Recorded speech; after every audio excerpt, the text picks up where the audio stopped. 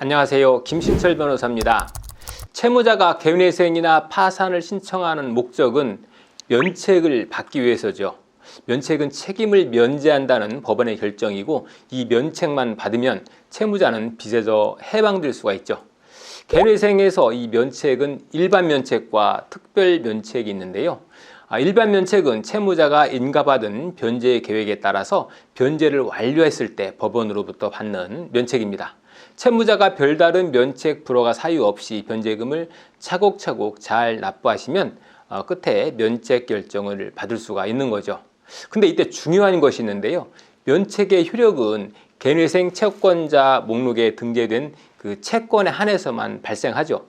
개인회생 절차는 파산과 다르게 채권이 누락된 경우에 그 누락된 채권까지는 면책의 효력이 미치지 않죠. 그래서 개인회생 신청을 하실 때는 채권이 누락되지 않도록 각별히 주의하셔야 되겠습니다. 그리고 또 특별 면책이라는 것이 있는데요. 채무자가 변제 계획에 따른 변제를 완료하지 못한 경우에도 예외적으로 받을 수 있는 면책이죠. 그러니까 쉽게 말해서 채무자가 불가항력적으로 변제 계획을 이행하지 못할 경우에 예외적으로 중간에서 특별한 혜택을 받게 해주는 거죠. 특별 면책을 신청하려면 두 가지 조건을 갖춰야 하는데요. 첫째로 변제 계획을 변경해서라도 변제를 이행하지 못하는 그런 사유가 있어야 한다는 거죠. 그러니까 예컨대 일시적인 사유로 실직이 되었다라고 한다면 이때는 특별 면책을 받지 못하겠죠.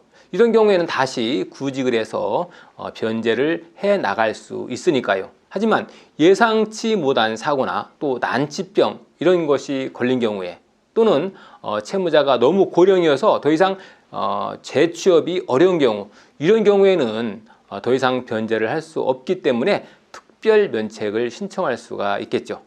자, 그리고 또 한 가지, 특별 면책을 신청하려면 지금까지 변제한 금액이 본인의 청산 가치를 보장하고 있어야 하죠. 그러니까 법원에 신고한 재산 가치 이상을 갚았어야만 면책이 허용된다 하는 거죠.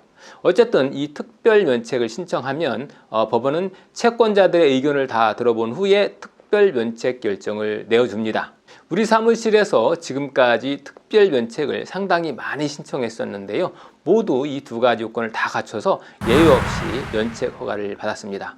참고로 회생이 폐지된 이후에서야 부랴부랴 특별 면책 신청을 해달라고 하는 분이 계시는데요. 이 특별 면책은 개인회생이 종료되기 이전에 신청해야 되겠죠. 폐지 결정이 나면 회생 절차가 거기서 종결이 되기 때문에 종결된 절차에서 면책을 다투는 것은 불가능하겠죠. 그래서 변제가 불가능해지는 그런 불가항력적인 사유가 있으신 분들은 미납금을 연체하지 마시고 곧바로 특별 면책 신청을 고려해 보시기 바랍니다.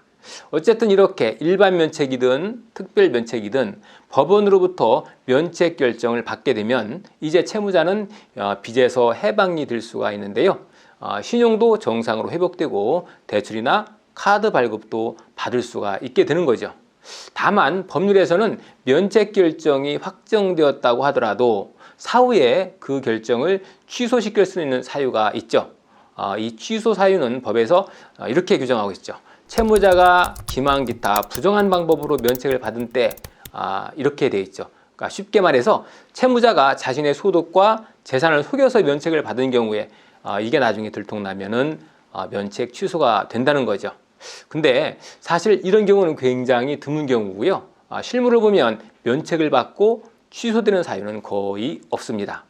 그리고 마지막으로 채무자 회생 및 파산에 관한 법률에 의해서 회생이나 파산을 통해서 면책 결정을 받았어도 면책이 되지 않는 그런 채권이 있는데요.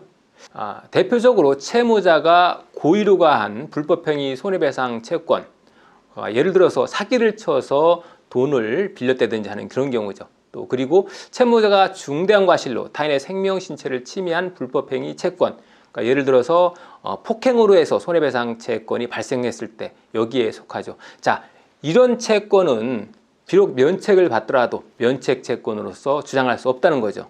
자, 그리고 또 하나, 이 채권을 대위변제한 보험회사의 구상금 채권도 당연히 여기에 포함이 되겠죠. 그리고 또 면책이 안 되는 채권은 근로자의 임금이나 퇴직금 채권, 이것도 안 되고요. 그리고 양육비 채권, 이런 채권은 면책을 받을 수 없는 채권입니다.